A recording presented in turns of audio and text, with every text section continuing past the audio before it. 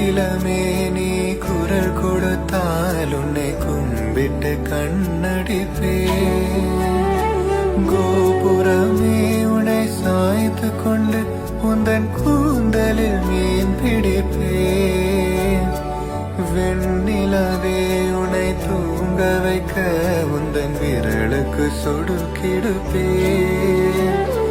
வருட வரும் பூங்காற்றையெல்லாம் கொஞ்சம் படி கட்டி அனுப்பி வைப்பே. என்